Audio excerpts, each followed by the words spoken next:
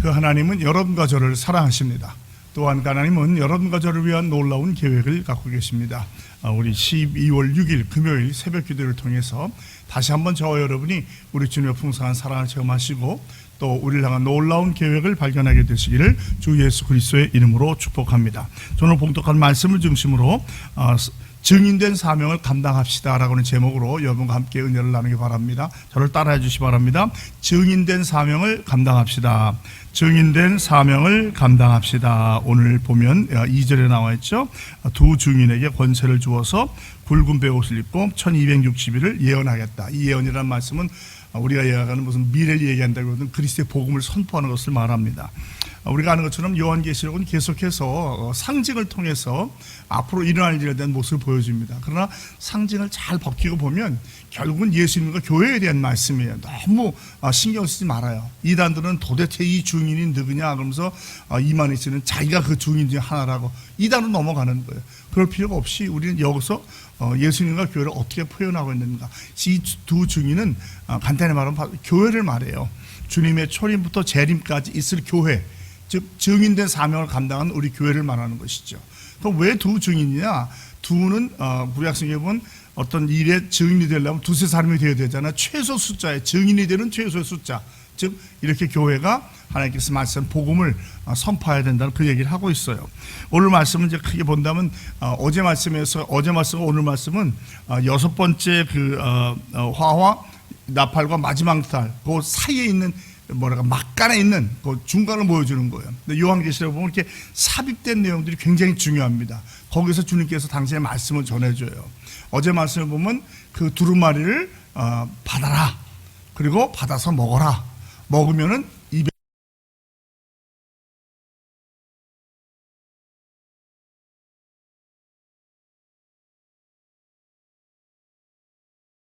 것 같지만 결국은 좋은 양약은 그런 게 있잖아요. 몸에 들어와서 우리가 쓰게 되면서 바로 잡힌다는 거예요. 그렇죠? 우리가 바로 된다는 거죠. 바로 된 다음에 두 번째 뭐를 하느냐? 오늘 두 가지 말씀했어요. 측량해라. 그 다음에 예언하라는 거죠. 측량하라는 것은 뭡니까? 교회의 모습을 다시 한번 받으라는 얘기고 그 다음에는 끝까지 복음을 전하라. 즉 교회와 성도의 사명은 땅끝까지 그리스도의 복음을 증거한다는 것을 이야기해 주고 있어요. 그래서 오늘 말씀을 크게 보면 먼저 성전을 측량해라.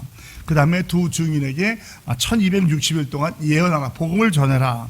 그 다음에 이들에게 주어진 권능이 무엇이냐. 마치 불과 같이 비가 오지 않게 권능을 받았다. 그 다음에는 이 두 증인이 그러나 사명을 완수한 후에는 죽음을 당하고 수치를 당하겠다. 하지만 거기서 끝이 아니라 하나님의 성령의 도우심으로 부활하고 하늘로 승천하겠다. 그리고 이제 큰 지진이 올 것이다. 그래서 마지막 재앙을 이야기하고 있죠. 여기 보면 지팡이와 같은 갈대를 줬다는데 지팡이는 하나의 권능과 힘을 상징합니다. 이 갈대는 우리가 말하는 막 휘는 갈대가 아니라 갈대치고 좀 딱딱한 갈대, 일반적으로 자를 상징합니다. 자, 그래서 하나님께서 재라는 거예요. 이 권능과 힘을 가지고 재보라는 것이죠. 하나님의 성전, 제단, 그 안에 백성, 경배하는 사람들. 이 성전은 우리가 알고 있는 물리적인 교회가 아니에요. 요한이 계시록을 쓸 때는 주후 95년 교회거든요. 그죠? 예루살렘 성전은 70년경에 이미 다 멸망돼요.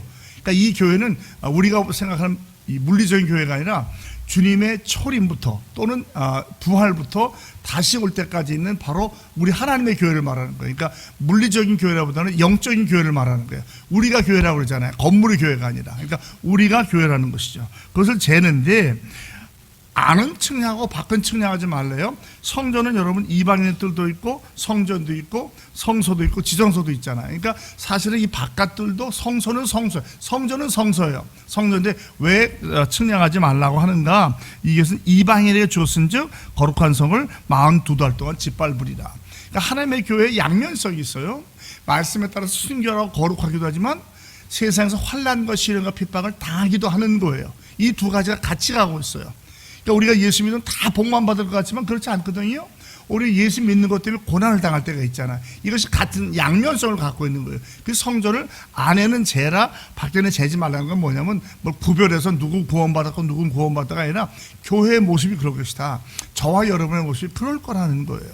종종 우리가 기복주의적인 신앙에 빠지면 나 예수 믿는데 왜 고난당해? 왜 나한테 병이 와? 내 왜 사업이 망했는데 그게 성도의 삶의 일부분이에요. 전혀 이상한 것이 아닙니다. 그리고 오히려 마지막에 가면 갈수록 그것은 더 심해질 거예요. 왜? 마귀가 자기의 시간이 끝난 줄 알고 그냥 우는 사자와 같이 그래서 삼키려고 다니려고 하기 때문입니다. 그러면서 내가 나 두 증인의 권세를 주겠는데 굵은 베옷을 입고 1260일을 예언하리라. 베옷은 뭘 상징합니까? 베옷은 일반적으로 슬픔과 심판을 상징해요. 회개와 심판을. 역시 성도의 모습이에요. 성도가 복음을 전할 때 회개하고 구원받는 자가 있는가 하면 그것 때문에 끝까지 회개하지 않다가 심판받는 자가 있는 거예요. 그러니까 우리는 그 사명을 갖고 있는 거. 어쩌면 하나님이 주시는 권세가 내가 너는 지옥 가서 지옥 가고 넌 천국 가는 게 아니라 복음을 전하면 이 말씀의 능력이 그들에게 나타나서 택자들은 회개하고 예수 믿고 구원 받을 것이지만, 그죠? 그건 회개하고 구원 받잖아. 그렇지 않은 자들은 마음이 강팍해지면서 끝까지 자기 길로 가다가 지옥불에 빠진다는 거죠. 그게 여러분이 주어진 권세입니다. 중요한 것은 사실 권세보다 복음을 증거하는 일이에요. 우리는 마지막까지 복음을 증거해야 돼요. 오늘 말씀 보면 죽음을 당할 수 있다는 거예요. 순교할 때까지 복음을 증거하라는 거죠. 그러면 그것이 끝이 아니라 사흘 반 만에 다시 주의 성령으로 살아나서 올라가라는 주의 음성을 듣고 하늘로 간다는 거예요. 이게 마지막 교회의 모습이죠. 우리에게 그런 모습이 일어난다는 거죠. 그러므로 죄를 하다가 낙심하지 마십시오. 때가 이른 열매를 거둘 거예요.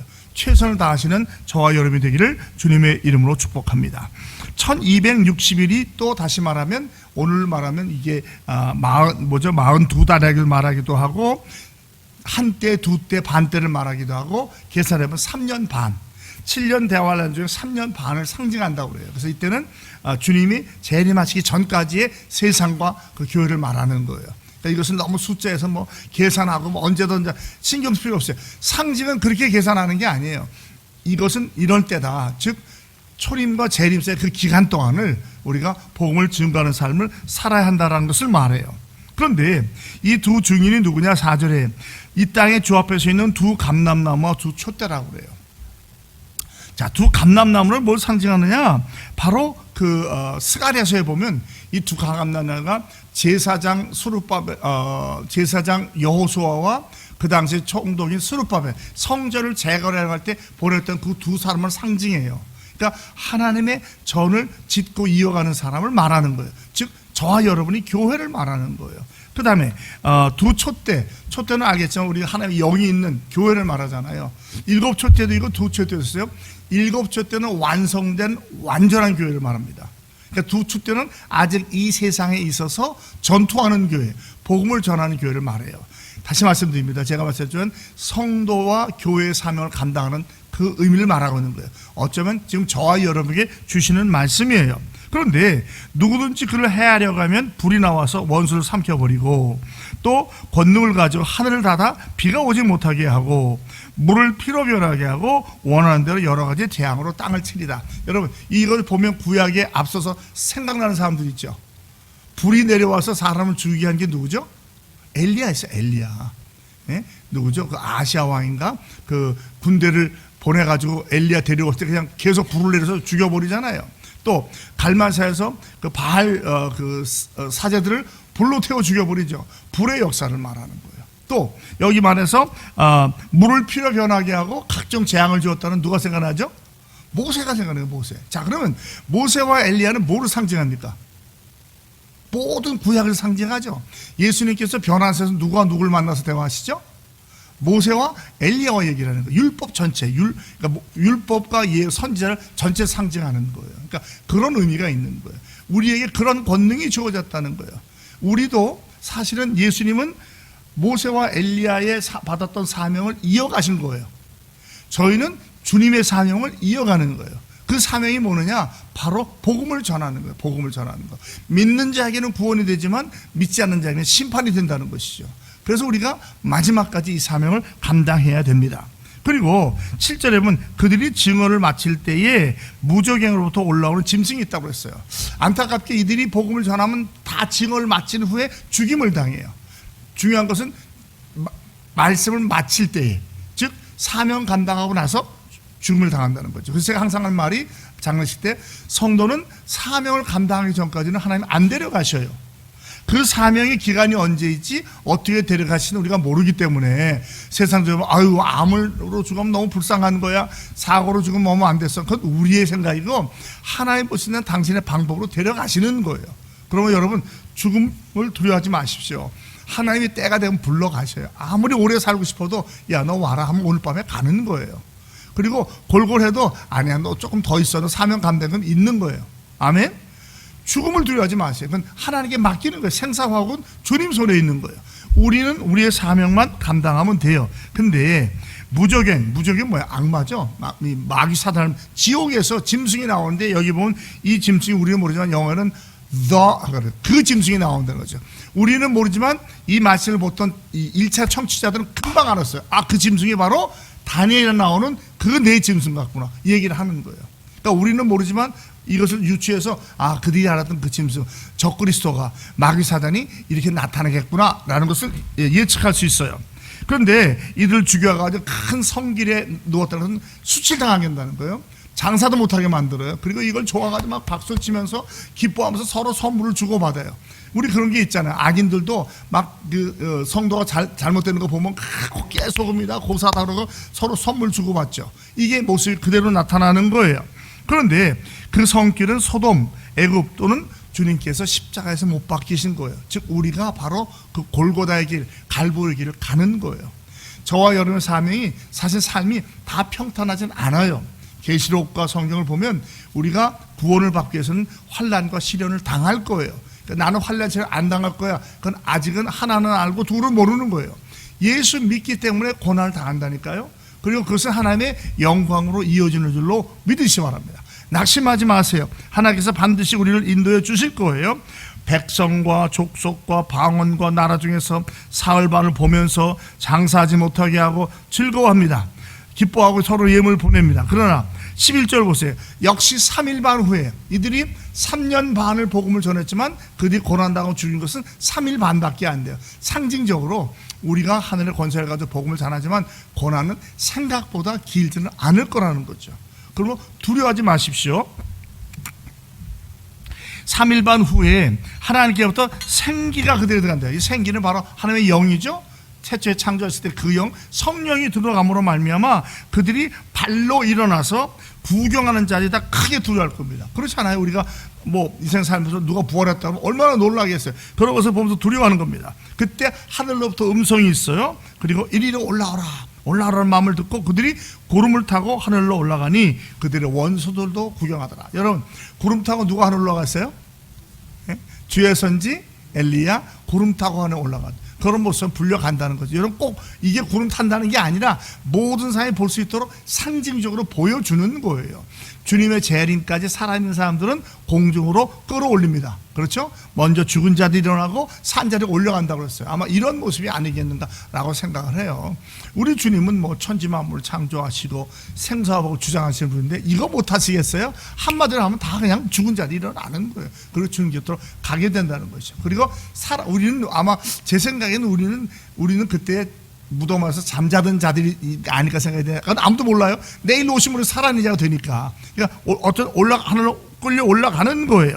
이것은 우리의 부활과 우리의 천국을 소망하는 거예요. 그런데 그때에 이렇게 올라갔을 때에 큰 지진이 납니다. 이게 이제 최후의 심판을 말하는 거예요. 큰 지진이 나는데 성 10분의 1이 무너지고 죽은 사람이 7천이다. 7천이 그렇죠? 10분의 1은 뭡니까? 우리가 종종 11조 할 때 10분의 1은 뭘 상징해요? 10의 뭐 다른 것이 아니라 다를 말하는 거예요. 그러니까 결국은 옛성은 다 무너지게 돼 있어요. 이 땅 값은 다 지나갑니다. 그리고 7천이라는 말은 다른 게 아니라 많다는 거예요. 많은 사람이 구원받지 못하고 죽게 된다는 것이죠. 사람의 보는 눈에 따라 달라요. 구원받은 사람이 많다고 할 수도 있고 적다고 할 수 있어요. 많이 예상했던 사람은 왜 이렇게 적은가 할 수도 있지만 적다고 예상했던 사람은 많을 수 있다는 것이죠. 제가 종종 말하지만 나 같은 죄인 부르신 존 뉴턴이라는 분이 자기가 천국에 가면 세 가지에 놀란다고 그랬어요. 첫 번째, 이 사람은 절대로 오지 못할 사람이하고 했던 같은 사람이 천국에 와 있다는 거죠. 저 사람 구원받지 못할 텐데 하는데 와 있다는 거예요. 두 번째, 꼭 구원받을 것 같은 사람이 안 와 있더라는 거죠. 못 왔다는 거예요. 그리고 나도 천국에 있더라는 거예요. 그렇기 때문에 구원받은 숫자에 대해서는 14만 4천은 상징적인 숫자지 얼마가 될지 몰라요. 우리는 거기에 신경 쓸 것이 아니라 내가 구원받은 것을 감사하고, 그리고 아직 복음을 알지 못하는 자에게 계속 복음을 증거해야 할 줄로 믿습니다. 이렇게 이들이 두려워하면서 영광을 하나님께 돌린다는 게 뭐냐면, 이거는 뭐냐면 우리가 정말 두려운 것이 아니라 하나님의 영광이 나타난다는 거예요. 우리를 말하는 게 아니에요. 여기 남은 자들은, 땅에 남아있는 자들, 피할 길이 없다는 거죠. 그리고 하나님의 공의가 실천되는 거예요. 그 하나님의 영광이 드러난다 그래요. 그러니까 우리가 생각해서 막 주님을 찬양한다, 그게 아니라 하나님의 그 두려움 속에서 하늘로 올려받지 못하죠. 두 증인이 교회라고 했잖아요. 교회는 올라가지만 세상은 남아있는 거예요. 10분의 1이 무너져요. 7천이 죽어요. 그걸 보고 남은 자들이 두렵고 떨리고, 이제는 하나님의 공의가 선포되는 거예요. 성취되는 거예요. 하나님께 영광을 돌리는 것이죠. 이것을 말하는 거예요. 근데 둘째 화는 지나갔지만 셋째 화는 7번째 나팔은 아직 끝나지 않았어요. 내일부터 이게 나오게 됩니다. 자, 그러면 이 말씀을 통해서 우리가 생각하는 것은 뭡니까? 첫 번째로 우리는 끝까지 복음 전파의 사명을 감당해야 돼요.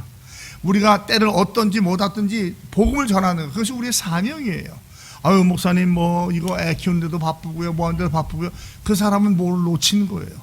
무엇을 하든지 간에 신앙인의 삶을 살고 최선을 다하는 거예요. 꼭 말로만 복음 전하는 거 아니잖아요.